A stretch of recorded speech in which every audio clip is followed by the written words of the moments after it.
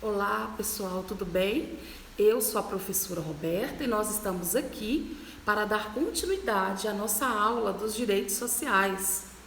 Estivemos falando sobre a introdução dos direitos sociais, falamos todas as partes que envolvem o histórico desses direitos, onde eles estão, qual é o processo constitucional para ser alcançado esse período. E hoje nós vamos dar continuidade e falarmos de todos os direitos sociais e vamos finalizar ao mencionar o direito que o trabalhador tem de se sindicalizar e o direito que ele tem de concorrer à vaga de um cargo sindical, tá? Então, na última aula, nós paramos na licença gestante e na licença paternidade. Na licença gestante, nós falamos que ela vai se ausentar do trabalho, né, para ter o seu filho, e ela vai entrar no Instituto de Previdência e no modo contributivo, ela será amparada enquanto ela estiver nesse período. Então, o que mais cai sobre a licença gestante é a duração do período. Quanto tempo dura o período que compreende a licença gestante? Então, nós temos uma polêmica, porque para a mulher que tem carteira assinada, o período compreende 120 dias. Já aquela mulher que tem um cargo público, que foi admitida por processo seletivo através de um concurso, essa mulher vai ter o benefício de ter 180 dias de licença gestante. Então, você vai ter que tomar muito cuidado para que você não se equivoque com relação a esses dois tipos de previsão. Então, o direito constitucional, artigo 6º, ele vem falar da mulher gestante tradicional. É aquela que ocupa um cargo privado em uma relação trabalhista e ela é regida pela CLT, né, que a gente pode chamar de consolidação das leis trabalhistas. Então, essa mulher vai ter um período de 120 dias, diferente daquela mulher que, através do concurso público, foi nomeada para um cargo público. Ela vai ter um período que compreende 180 dias, tá? Então, nós vamos ficar ligados para não misturar os dois casos. A primeira está prevista lá na nossa Constituição Federal, que é o caso da gente estar estudando hoje, e o outro prazo, ele está previsto lá no nosso estatuto, que contém o regime geral único, né? A Lei 8.112 de 1990. Lá vai ter todas as regras que vão envolver a relação jurídica de uma mulher que tem um cargo público. Então, para aquela que tem relação de trabalho privada, relação de trabalho através de uma carteira de trabalho, 120 dias, e a outra que presta concurso, 180 dias. Tá bom? Então, vamos finalizar esse assunto e entrarmos num tema inédito, num tema que nós não vimos na outra aula. Nós não vimos que a área de atuação da mulher, ela deve ser pauta de incentivos específicos para proteger esse mercado, já que para a mulher não há uma facilidade para que ela ocupe um cargo público e até mesmo um cargo privado. Muitas vezes, nos processos seletivos, a exigência é que a mulher não seja mãe. A exigência é que o cargo seja ocupado por um homem. Então, vai ser objeto de incentivos específicos o mercado de trabalho da mulher. Como seria isso na prática? A lei vai se envolver em criar cotas, em criar reservas, em criar percentuais para incluir essa mulher no mercado de trabalho. Se ele assim não o fizer, ela vai ter dificuldade de entrar ou até mesmo de permanecer, já que sem o apoio do Estado, do administrador público, ela não vai conseguir desempenhar esse trabalho. Qual é a contrapartida do administrador público? O oferecimento de creche, onde essa criança, esse filho possa frequentar durante a jornada de trabalho dessa mulher. Então nós temos que aguardar do poder público maior comprometimento, já que o que foi feito até então é muito raso e sem um resultado prático. Mas na nossa Constituição, ela vem falando da previsão de creche. É um direito social a mulher poder contar com uma creche para o seu filho. E essa creche vai auxiliá-la no momento onde ela está cumprindo sua jornada de trabalho. Então, daqui a pouco nós veremos mais um pouquinho sobre essa creche. Enquanto isso, nós vamos falar um pouquinho do aviso prévio. Primeiro, eu gostaria de dar boa noite, nessa noite de chuva.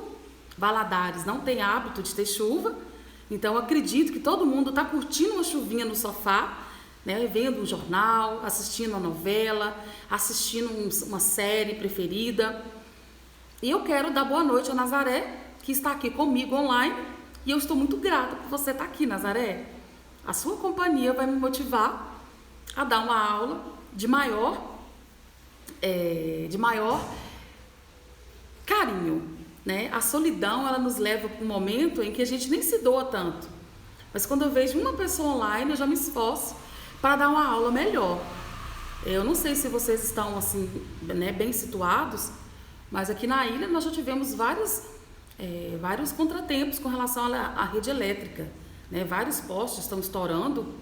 Infelizmente a nossa cidade ela não está preparada para receber chuvas e acaba ocorrendo isso aí. Então, se por acaso, né, nós tivermos um pico de energia, vai ser devido a esses 2 postes que estouraram aqui na rua. Mas vamos tentar, na medida que eu puder, eu quero concluir essa aula, porque o próximo assunto vai ser nacionalidade, tá? Então vamos falar um pouquinho do aviso prévio. O aviso prévio, ele é um direito do trabalhador, mas também é um direito do empregador.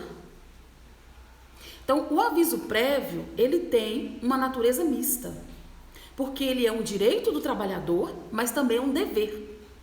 Já que aquele que emprega alguém, ele tem planos que aquele contrato de trabalho seja duradouro.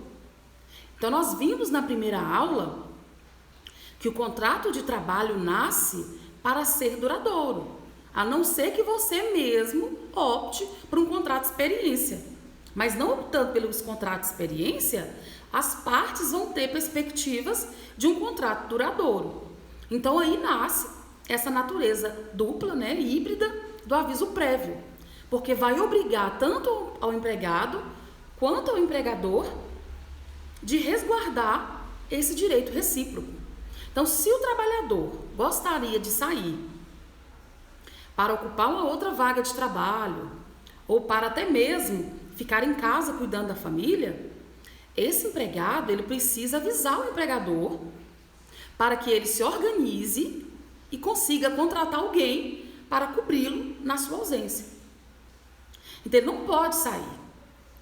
Se ele avisar o empregador, ele não tem nada a dever. Ele avisa, abre o prazo, cumpre o seu trabalho e vai ter direito de sair mais cedo para procurar um novo emprego, caso ele não tenha ainda encontrado. E o empregador também não pode fazer a demissão compulsória sem entender que o planejamento do trabalhador é executar o trabalho, tá? Então, o aviso prévio, em suma, é um direito do empregado, mas também é um direito do empregador. Aquele que quer demitir tem a obrigação de dar aviso prévio para aquele que está sendo demitido. E aquele que quer sair tem que dar aviso prévio para aquele que vai ficar sem ajuda da mão de obra. Ficou claro? Então tá bom. Então, esse aviso prévio, a Constituição Federal estabelece que ele tem que ser de no mínimo 30 dias. No mínimo 30 dias. Então, não existe aviso prévio menor do que 30 dias. O que pode ocorrer é a pessoa certo? A pessoa ser comunicada que ela será despedida e ela tem 30 dias para procurar um novo emprego e o seu empregador oferecer a ela a indenização para que ela saia imediatamente. Então, eu tenho pelo menos 30 dias de aviso prévio ou eu tenho o aviso prévio indenizado, que é quando ambas as partes aceitam que aquela relação se rompa naquele momento. Então, se ambas as partes aceitam, eu indenizo financeiramente aquele que deveria ficar 30 dias, ele recebe o valor do aviso prévio e desliga-se da vaga imediatamente. Isso acontece principalmente quando perde a confiança. Você acreditava que você estava tendo oportunidades naquela empresa, que você até mesmo vai subir naquela empresa, você vai ter oportunidade para cargos de supervisão e de repente você recebe uma notícia de que você está de aviso prévio. E aí quebra a confiança de prestar um bom serviço, já que você tinha planos de futuro naquela empresa. Então, a desmotivação é natural daquele que vai à empresa durante os 30 dias, mas ele sabe que nada que ele fizer vai mudar o quadro. Mas é claro que, após os 30 dias, ambas as partes têm o direito de voltar com o contrato de trabalho. Então, durante o aviso prévio, poderá ter arrependimento de ambas as partes e eles podem manter o contrato de trabalho, tá? Então, muito bem. Então, o aviso prévio, ele será de no mínimo 30 dias. E lá na nossa CLT, ela vai falar que quanto maior tempo de trabalho, quanto maior tempo de casa, maior vai ser o aviso prévio. Vamos imaginar alguém que trabalhou por 25 anos numa empresa. Ela, naturalmente, ela não tem outra função. Ela não sabe fazer nada além do que ela já fazia naquela empresa. Então, naturalmente, essa pessoa deve ter a chance de um aviso prévio maior, para que ela faça uma qualificação profissional, para que ela possa procurar com mais afinco uma nova oportunidade de emprego. Então, quanto maior o tempo de casa, quanto maior tempo a pessoa está no emprego, maior será o aviso prévio. Então, é no mínimo de 30 até 90 dias. Tá bom, pessoal? Ficou claro? Alguma dúvida sobre o aviso prévio? Talvez é hora de você tirar alguma dúvida, né? Lá no seu trabalho, você está vivendo alguma coisa, ou você está vendo alguém viver alguma situação que nessa aula você vai poder orientá-lo de forma gratuita. Pode até passar o nosso contato, né? Eu sou oficial de justiça, não posso advogar, é proibido para o oficial de justiça, né, exercer advocacia, mas nós podemos, como cidadãos, esclarecer os direitos que as pessoas podem ter. Então, o aviso prévio é um direito. Se você avisa a empresa que quer sair, você tem que cumprir pelo menos 30 dias, para que ela encontre outra pessoa para substituir. Se você preferir sair, e mesmo assim não se importar em cumprir os 30 dias para a empresa, você vai ter que pagar a indenização para a empresa. E, na prática, essa indenização é um mês de trabalho. Se faltavam 15 dias, 15 dias não. Se faltavam 14 dias, você vai ter que indenizar a empresa em 16 dias que faltavam, tá? Então, é no mínimo 30 dias para que você se ausente daquela relação de trabalho. Porque quem quer sair, pega o outro desprevenido. Tá bom? Ótimo. Mudando de assunto, lá no inciso 22, nós vamos falar da redução dos riscos inerentes ao trabalho.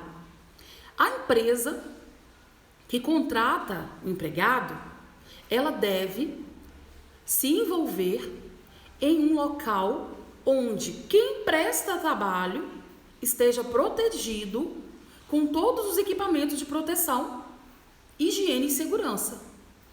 Então, a empresa ela precisa se organizar para oferecer um lugar salubre, para oferecer um lugar fora da penosidade, para que o trabalhador possa oferecer sua força de trabalho.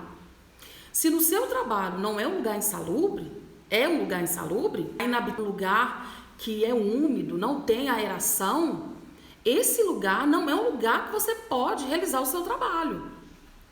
Então, você pode buscar os direitos concernentes a um lugar próprio para que você ofereça sua mão de obra. Então, tudo que estiver no contrato de trabalho deverá ser obedecido, inclusive com relação a equipamentos de trabalho. A maioria das empresas, elas são conscientes com relação a essa obrigação.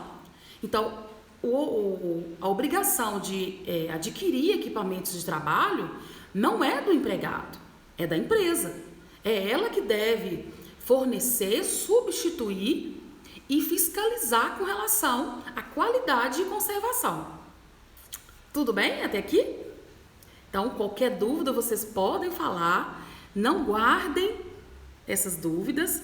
Vamos aproveitar que o edital ainda não saiu e vamos aprender com eficiência, tá bom? Agora nós vamos falar dos adicionais oferecidos àqueles que trabalham em situações especiais. Então, a nossa Constituição Federal, ela vai falar de 3 tipos de adicionais. E eu já vou te adiantar que eles não podem ser cumulados. Os adicionais previstos em lei só podem ser oferecidos de forma isolada. Então, eu como trabalhador, eu não posso pedir no judiciário a acumulação de nenhum desses 3 adicionais. A minha categoria vai ter direito a apenas um tipo de adicional. E se a categoria pedir uma adicional que não é coerente com a realidade dela, ela vai perder. Então, é necessário que a assessoria jurídica peça o adicional correto. Como, por exemplo, os Correios. Se eles pedirem a periculosidade, eles não vão conseguir. Por quê? O adicional correto para os Correios é a penosidade. Então, a categoria ela precisa estar atenada, ela precisa estar consciente de qual é o adicional que ela mesma tem direito. Então, questão de prova, elas não podem ser cumuladas. A categoria somente tem direito a um tipo de adicional. Então, são eles: penosidade, insalubridade e periculosidade. Vamos falar um por um, tá? A penosidade, a lei não é clara. Ela não é clara. Mas a penosidade seria fatores que envolvam sol, que envolvam chuva e que envolvam também animais que possam vir a perseguir a pessoa durante a sua jornada de trabalho. O exemplo mais claro aí seria totalmente os Correios. A atividade penosa é aquela que oferece um tempo de chuva, sol e a perseguição de animais durante a sua jornada de trabalho. Já a insalubridade, ela envolve fatores que podem vir a contaminar o empregado. Caiu aqui, pessoal, peraí. Bateu um vento aqui e caiu. Então, vamos lá. A penosidade é essa relação com o tempo, certo? Já a insalubridade envolve o material que o empregado usa para realizar o seu trabalho. Então, ele pode, na medida que ele for desempenhando o seu trabalho, manusear produtos, equipamentos que envolvam contaminação própria e envolvam também a diminuição da sua saúde. Então, atividades insalubres têm aposentadoria especial, porque eles estão expostos o tempo todo a essa insalubridade. E ao aceitar o contrato de trabalho, ele já sabe. E ele recebe esse adicional de insalubridade. E também nós temos o adicional de periculosidade. Esse adicional de periculosidade já vai envolver uma exposição a lugares, pessoas e situações onde tem perigo de morte. Então não é só o policial militar, o agente que envolve segurança pública de um modo geral. Aquela pessoa que desempenha um trabalho com carga elétrica, ela tem direito a adicional de periculosidade. Então, toda jornada de trabalho que vai expor a pessoa, né, a uma causa mortis, essa pessoa, a categoria, tem direito de periculosidade. Mas o que a gente pode ver na prática? A gente pode ver que você é contratado, ou a pessoa que você conhece, e a empresa não paga esses adicionais. É muito comum, tá? Infelizmente é muito comum. O que pode acontecer? Isso pode ser revisto no judiciário, né? A maioria das pessoas, elas têm medo dos processos, elas têm medo do revanchismo da empresa, ela tem medo do poder econômico da empresa e prefere ficar sem aquelas parcelas. Hoje nós vamos aprender que acaba entrando na prescrição o seu direito de pedir. Então, se você saiu da relação de trabalho, você tem pouco tempo para buscar o judiciário para rever esse adicional que não lhe foi pago. Enquanto você estiver no cargo, o prazo é maior, 5 anos. Mas depois que você não está mais naquele contrato de trabalho, o prazo é menor, para que você providencie urgentemente o pagamento e a reparação desse dano. Então, a maioria das pessoas tem medo do poder econômico das empresas e preferem não rever esses valores judicialmente, mas é um direito do trabalhador a cada um desses adicionais. E para terminar esses adicionais, nós aprendemos que eles não podem ser cumulados. Eu só posso pedir um só, a categoria só pode pedir apenas um, e recebendo um, eu não posso ter expectativa de receber o outro. É claro que, muitas vezes, a minha função vai envolver, talvez, até as 3 adicionais. Mas é claro que tem uma que envolve um comportamento maior, implicar a cargo do sindicato e escolher qual seria a melhor para se enquadrar e pedir judicialmente, ou até mesmo fazer acordos com os empregadores, tá? Vai depender muito da classe. Se a classe já tiver tido essa combinação com o sindicato, não seria necessário entrar no judiciário. Ou, por exemplo, o oficial de justiça, durante um tempo, ele perdeu o adicional de periculosidade. Então, houve um concurso que retirou o adicional de periculosidade e os concursados entraram sem ele. Eles se organizaram, entraram no judiciário e conseguiram, através de sentença, que fosse pagado novamente aqueles que entraram depois. Então, quando eu já entrei recebendo, porque a categoria entrou no judiciário solicitando o retorno desse pagamento, já que a carreira de oficial de justiça enfrenta todos os dias lugares, circunstâncias e pessoas que podem expor à morte esse servidor, né? Pessoas que habitualmente lidam com crimes, com armas, com a própria vida, né? de perigo, a própria vida de criminalidade, e isso leva o servidor a aposentar mais cedo, porque as atividades insalubres e perigosas dá direito ao servidor à aposentadoria especial, justamente para que ele não venha durante o trabalho adoecer e ter que ir para a Previdência, levando a Previdência a receber um grande número de servidores doentes, podendo até gerar um caos na Previdência própria. Tá bom? Ok. Vamos falar agora da aposentadoria. A aposentadoria é um direito social. Ter o direito de se aposentar é um direito social. E esse valor vai ser garantido por lei própria. Uma lei própria vai estabelecer o valor dos proventos para a sua categoria. Nós tivemos a mudança agora, nós tivemos uma lei estadual, aprovada pelo Zema, que mudou todo o quadro da Previdência Estadual Mineira. Então, isso vai ser objeto de prova se na nossa lei acrescentar essa nova lei aprovada pelo nosso presidente Zema. Por enquanto, o que vale é o que está no estatuto, porque o estatuto é que vale para nós, servidores públicos, e sendo servidor público, a lei nova não vem trazendo mudanças para o estatuto estadual, tá? Somente com uma mudança própria que altere os artigos do nosso estatuto, que vem ao encontro do servidor público estadual. Vamos falar agora da assistência gratuita aos filhos e dependentes daquele que trabalha. Essa assistência gratuita envolve creche e pré-escola.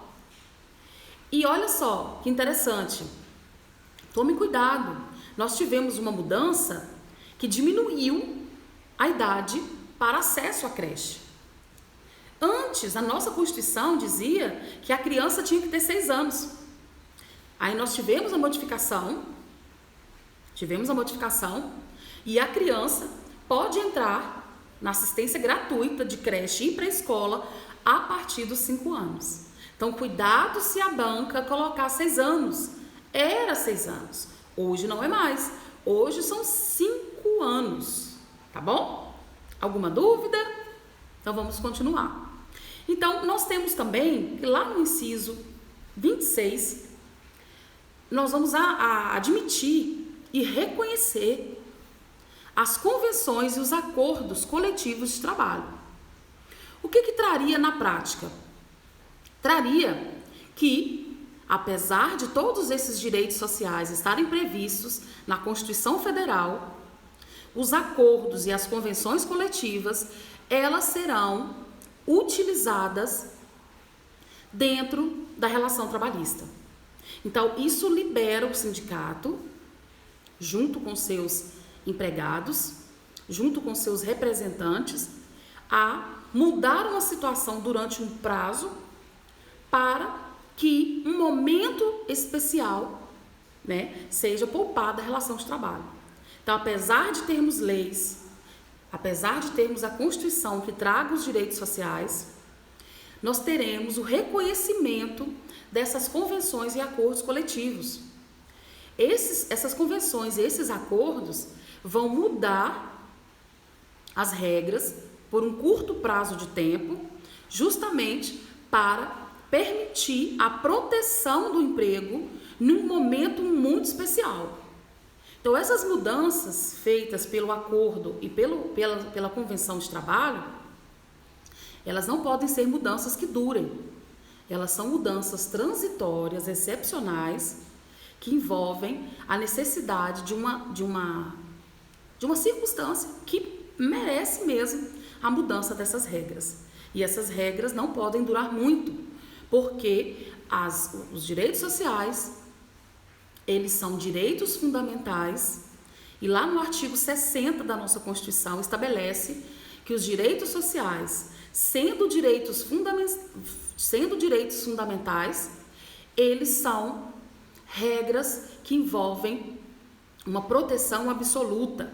Então, os direitos sociais, eles são cláusula pétrea, trazendo total proteção e proibição da sua supressão, da sua retirada e da sua modificação. Tá? Como bom direito fundamental, o direito social não pode ser retirado, substituído ou reprimido.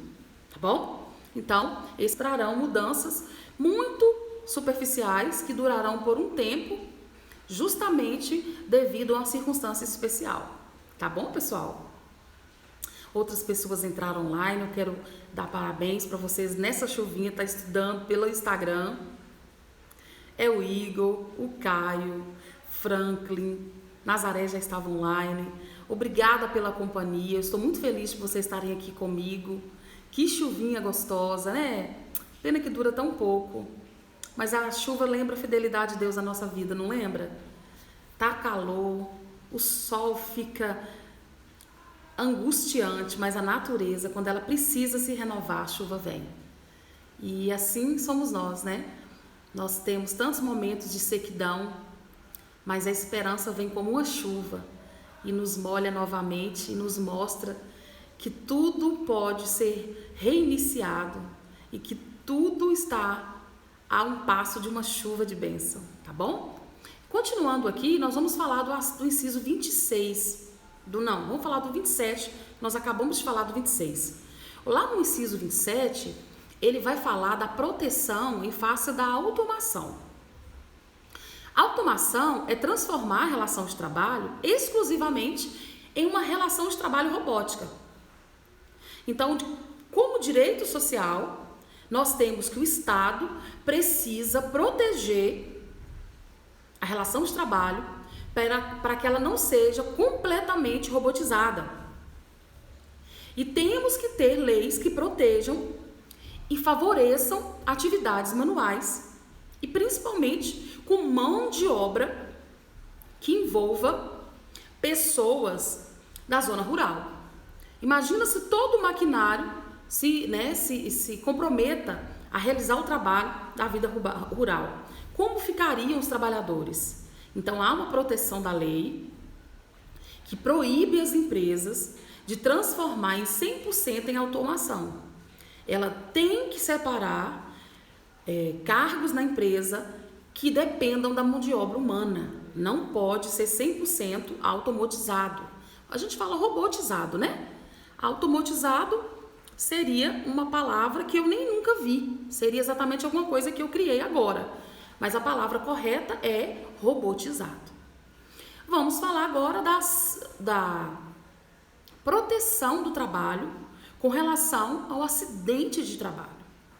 Então, você que é trabalhador e se envolve em um acidente de trabalho, você vai ter direito a seguro. Esse seguro, ele fica a cargo do empregador. Então, eu tenho um trabalho, nesse trabalho, eu venho a ameaçar e o meu empregador é o responsável para me encaminhar para um seguro. E esse seguro irá me cobrir e me proteger enquanto durar a minha enfermidade. E nesse tempo de ausência, o seguro vai repor e vai subsidiar com os meus vencimentos e remuneração.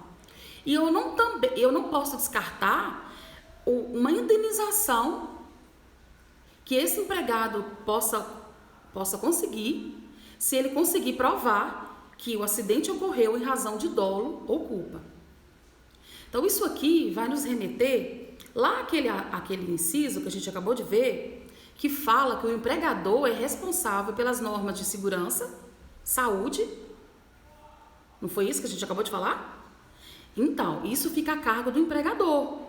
Então, se ele não for cauteloso, diligente, se ele por culpa ou dolo levar um empregado a se acidentar, além de levá-lo para um seguro, ele vai ter que indenizar esse empregado pelo fato dele ter se acidentado, porque é de responsabilidade da empresa a conservação de higiene e equipamentos de proteção para todos aqueles que prestam serviço naquele lugar. Então, ele tem que ser responsabilizado para que de forma prévia ele se comprometa a evitar os acidentes, tá bom? Então, gerando a indenização, a preocupação é de prevenir o acidente. Só um minuto, por favor. Deixa a mamãe terminar, meu amor. Esse daqui tá comendo biscoito. Dá um biscoitinho para sua vovó, ela pediu. Eu não quero não. Então, vamos lá. E agora nós vamos falar dos créditos da relação de trabalho. Créditos seriam justamente todas as parcelas não pagas ou parcelas mal pagas pelo seu empregador. E eu acabei de dizer que eu não tenho o tempo todo para poder ir ao judiciário tentar receber. Há um prazo legal para que eu possa receber esses valores. Então, enquanto eu estou na relação de trabalho, eu tenho um prazo de 5 anos. Eu tenho 5 anos para receber os créditos destinados a mim. Então, a cada 5 tempo que ficou para trás. Então, se eu tenho 10 anos de hora extra, ao completar 5 anos, eu já perdi esses 5 anos. Compreende? Agora, no momento que eu ausentar do trabalho, eu começo a uma contagem de 2 anos. Eu estou na relação de trabalho, eu tenho 5 anos para receber esses créditos trabalhistas. Saindo da relação de trabalho, esse prazo é menor, porque eu já não estou mais em contato com o empregador. Então, eu preciso rever esses valores tão rápido seja possível, até mesmo para liberar esse empregador de novas aquisições, tanto com relação a material humano, quanto também a novos projetos. Então, quando eu estou fora da relação de trabalho, eu tenho um novo prazo, que seria de 2 anos. Extinguiu a relação de trabalho, eu tenho 2 anos para receber os meus créditos. Quais créditos? Os créditos concernentes aos últimos 5 anos. Se eu estou na relação de trabalho, eu só posso pedir créditos que não se complete 5 anos. Completou 5 anos de créditos, 5 anos e 1 dia, eu não tenho direito a nada. Se eu entrei no judiciário 1 semana antes de completar 5 anos, eu tenho direito aos 5 anos de crédito. Porque no momento que eu entro com ação no juiz trabalhista, interrompe esse prazo de prescrição. Todos os alunos têm dúvidas sobre esse inciso, então eu me solidarizo com vocês, para que vocês possam me buscar no privado, caso ainda permaneçam alguma dúvida, tá? Ou manifestem aqui mesmo online, eu vou me adiantar, mas eu posso voltar se vocês acham que não ficou claro a explicação desse inciso 29. Então, eu vou continuar, mas se for necessário eu volto, tá bom?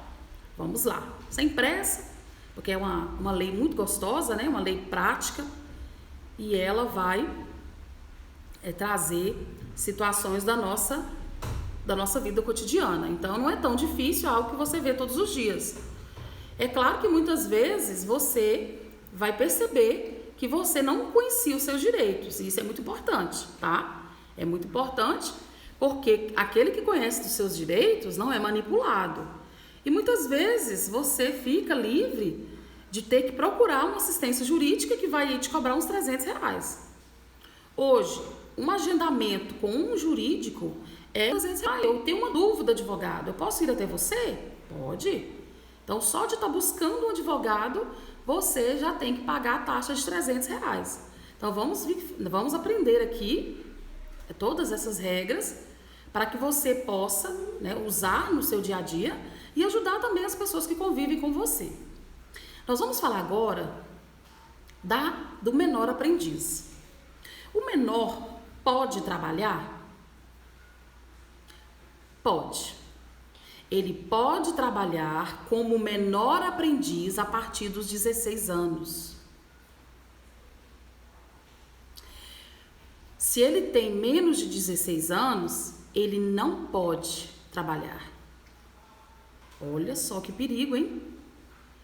O trabalho para o menor de 18 anos só é permitido a partir dos 16 como menor aprendiz. Ele vai ter uma rede de aprendizagem, a gente chama bolsa aprendizagem, iniciando aos 16 e se concluindo aos 18, tá?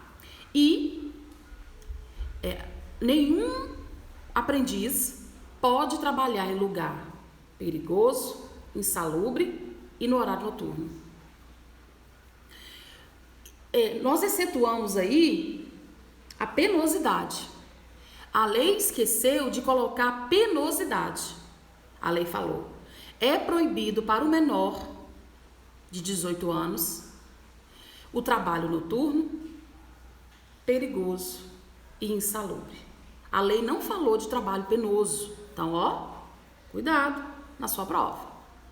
Não há menção da penosidade para o bolsista, né, que a gente chama de bolsa aprendizagem.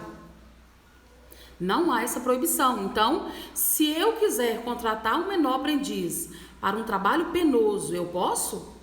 Pode, porque a lei não proibiu, tá? Então, eu não posso trabalhar menor em horário noturno, não posso em lugares perigosos ou circunstâncias perigosas e nem insalubres, porque isso vai prejudicar o crescimento do menor aprendiz, porque ele está em fase de crescimento.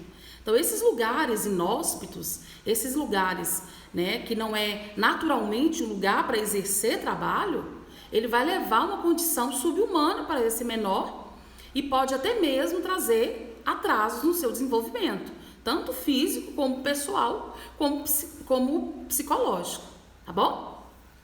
Então, é um artigo bem complicado, mas nós precisamos ficar atentos pelo texto da lei, tá bom?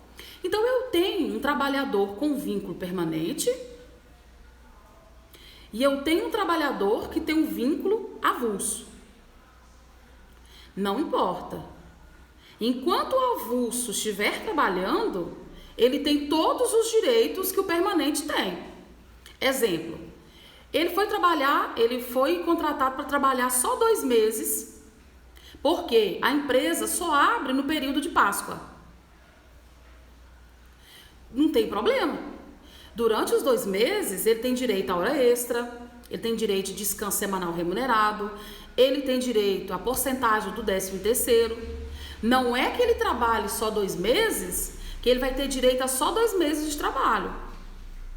Mesmo como trabalhador avulso, ele vai ter direito a todos os direitos que teria se o contrato fosse um contrato permanente.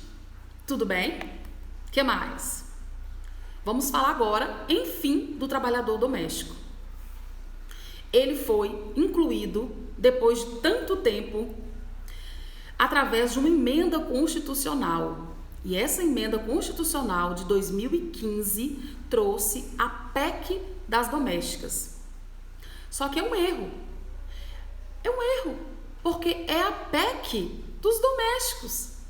Existem trabalhadores domésticos.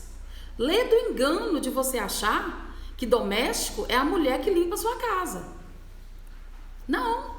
Doméstico é aquela pessoa que tem um emprego dentro da residência, no âmbito da família, ele serve a família e esse serviço ele pode estender também ao lugar onde essa pessoa mora.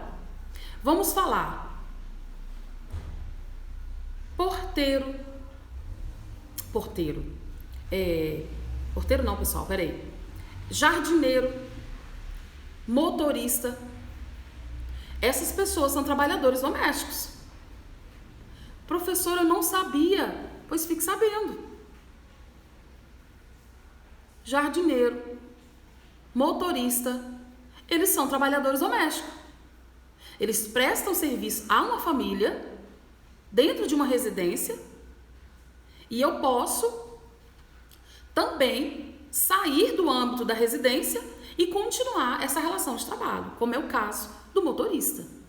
Então, vamos falar deles e chamá-los de domésticos. PEC dos domésticos, tá bom? Então, essa PEC, ela é de 2015. Eu faço uma crítica que ela foi uma PEC demorada, já que a Constituição é de 1988. Olha quanto tempo depois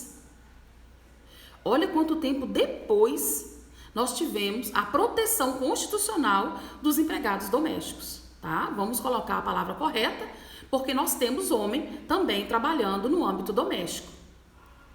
Então, vamos falar um pouco dessa PEC. O que essa emenda trouxe? Ela trouxe a proteção contra a despedida arbitrária, sem justa causa, deu direito ao doméstico a aviso prévio, deu direito ao doméstico a salário família, ao seguro-desemprego, ao FGTS, a licença maternidade, 13º, férias, feriados civis e religiosos. Ah, mas ela é empregada, ela tem que trabalhar. Não. A lei fala que os feriados civis e religiosos, ela é dispensada para descansar em casa.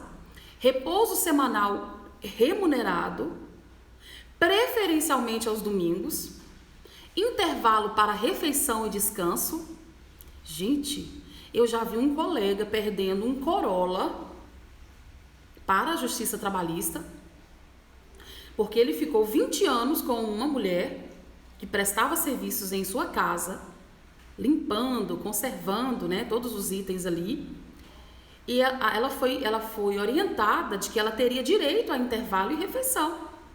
E ela nunca tirou nesses 20 anos. Ela ficava 8 horas seguidas no local de trabalho e não tirava essas 2 horas de descanso. Informaram a ela e ela foi e buscou no judiciário esses 20 anos do descanso desse intervalo. Custou a um colega meu um Corolla. Então, mesmo que a pessoa não queira descansar, você faça questão que ela fique 2 horas descansando, ou então que ela trabalhe 6 horas ininterruptas, tá bom? Porque se ela trabalhar 8, ela tem direito a 2 horas de descanso e 2 horas para refeição. Tome cuidado, porque nós, né, que estamos sonhando tanto com o cargo público, nós podemos, né, por desconhecimento, manter alguém dentro da nossa família prestando serviço como empregado doméstico e não fazer questão desse intervalo para descanso e refeição e no final custar muito caro para a gente. Jornada de trabalho de 44 horas semanais, salário mínimo protegido por lei, né, e reajustado periodicamente, banco de horas, hora extra, estabilidade em razão da gravidez, vale transporte, etc.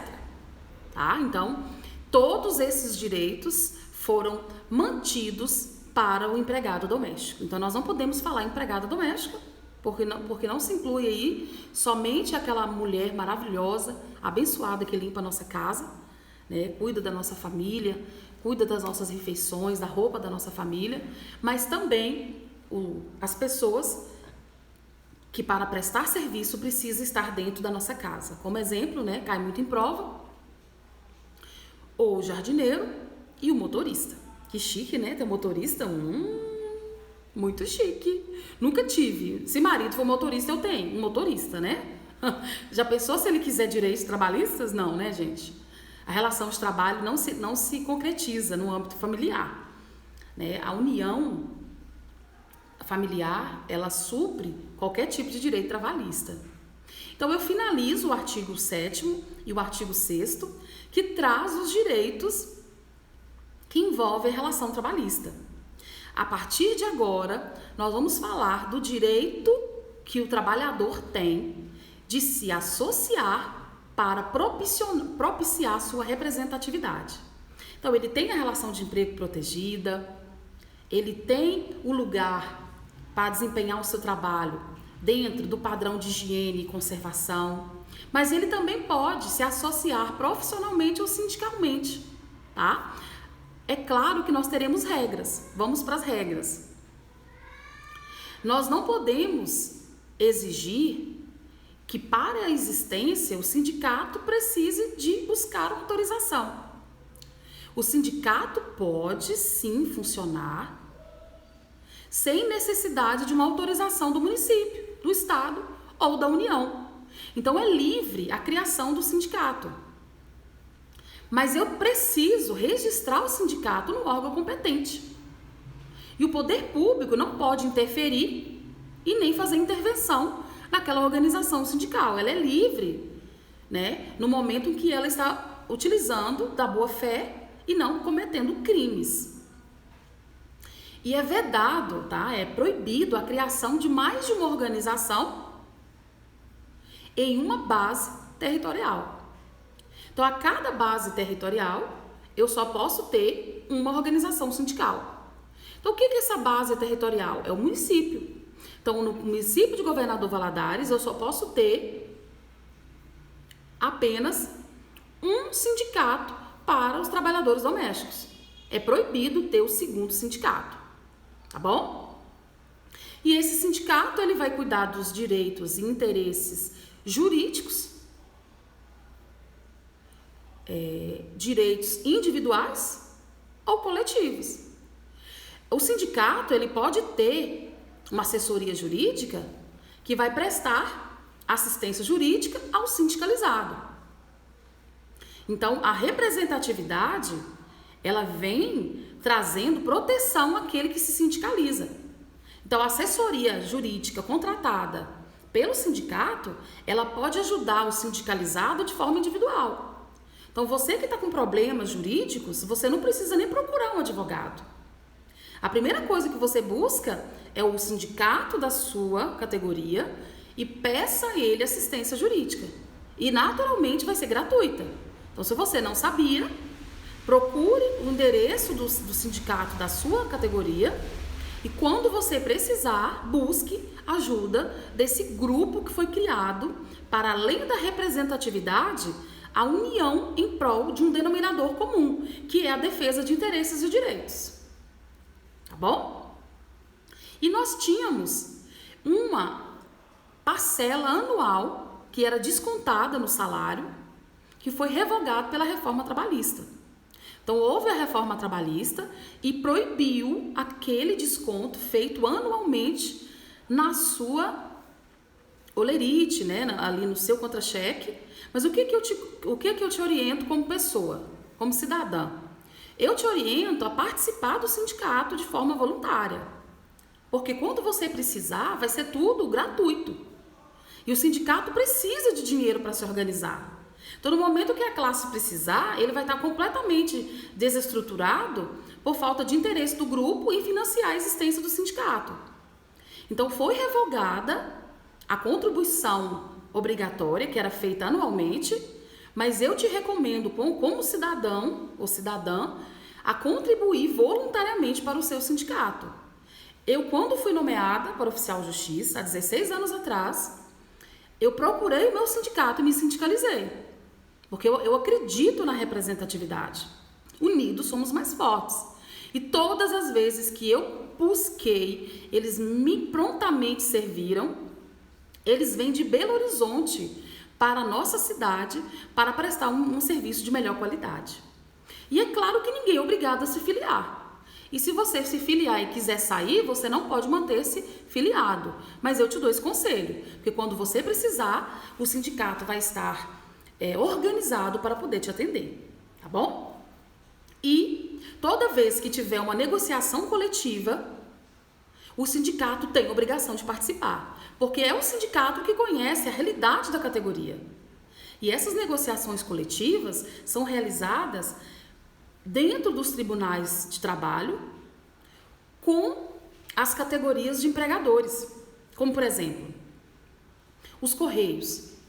Quando nós temos greve dos Correios, essas greves vão parar no Tribunal Trabalhista. Lá, presencialmente, está o sindicato, né, dos servidores que são envolvidos na prestação de serviço dos Correios. Mas lá também há a representatividade dos Correios. Então, há o juiz, há o representante do sindicato, que envolve o trabalhador, e ao representante do empregador, que seria justamente o representante dos Correios. E mesmo após a aposentadoria, você continua votando. Votando para quê? Votando para escolher um dirigente e votando em qualquer tipo de deliberação que precise da opinião da sua categoria. Então, mesmo aposentado, você continua tendo o direito de votar. E você pode, inclusive, se candidatar a um cargo de representação sindical, sendo aposentado. E é proibido mandar embora, é proibido dispensar servidor que está ocupando um cargo sindical. O nome disso é estabilidade. Então, olha só, eu trabalho numa empresa e eu registro a minha candidatura. Então, para que a empresa não venha a me hostilizar como candidata ao meu sindicato, ele não pode me dispensar. A lei proíbe a dispensa daquele que está sendo candidato a um cargo sindical. Então, nós chamamos de estabilidade sindical. Então, o que vai acontecer? No momento em que eu registro a minha candidatura ao cargo sindical, eu não posso ser dispensada. E se eu for eleita a esse cargo sindical, eu volto e mantenho essa estabilidade por 1 ano após o final do meu mandato. Então, vamos dizer, eu ganhei como representante sindical, cumpri o mandato de 2 anos e voltei para o meu trabalho como trabalhador normal. Eu estou protegida nos 2 anos como dirigente sindical, eleito, e estou protegida 1 ano após o retorno às minhas atividades tradicionais. Tá? E isso nós vamos estender ao suplente. Então, eu fui eleita, mas tem um suplente. Esse suplente também vai ter essa estabilidade. Ele não pode ser dispensado durante o mandato e nem 1 ano após o encerramento do mandato. E eu posso dizer que todos esses direitos de sindicato, de representatividade, serão estendidos aos sindicatos rurais e também aqueles de colônias de pescadores, que tem toda uma particularidade com relação a trabalho, né? Nós sabemos que lá tem há um tempo certo para plantar, lá tem um tempo certo para colher, nós temos a época certa para ter a pesca, nós temos a época certa para respeitar a natureza, né? Dela se criar e procriar. Então, mesmo diante dessa especialidade, esses direitos do artigo 8º serão estendidos à colônia de pescador e aos sindicatos rurais, tá bom? E vamos falar agora do direito de greve. Cuidado, muito cuidado, eu quero que você preste muita atenção nesse artigo 9, porque ele vem falando do direito de greve. Direito de greve daquele que tem carteira assinada. Não é do servidor público. Direito de greve do servidor público está lá no artigo 37 da Constituição Federal. Direito de greve do funcionário que tem carteira assinada, ele é um direito social. Então, é assegurado o direito de greve para aqueles que têm relação trabalhista e carteira de trabalho. Então, a lei autoriza e assegura. E diz que ele pode escolher o melhor momento de exercer esse direito. Só que ele estabelece que há necessidade de manter as atividades essenciais. Ele não pode parar tudo, mas ele tem que manter essas atividades essenciais. E todos os abusos cometidos nesse período, eles serão puníveis pelo próprio Código Penal. Exemplo, tá todo mundo, né, em uma passeata, querendo exercer o direito de greve, e aí eles começam a depredar o patrimônio privado. Eles vão responder por aquele ato, tá? Vão responder por aquele ato, porque tudo que exceder ao direito de greve deve ser punido pela legislação penal nacional. Então, nós terminamos agora os direitos sociais. Agora eu quero que você pegue o simulado, resolva e me procure se tiver alguma dúvida, tá bom? Eu postei 2 simulados para vocês fazerem, e qualquer dúvida, por favor, me chame. Eu estarei prontamente para servir vocês. Então, eu me despeço nesse dia chuvoso, esse dia tão prazeroso de você, e na quinta-feira nós nos encontraremos para trabalharmos a LEP. Deus nos abençoe.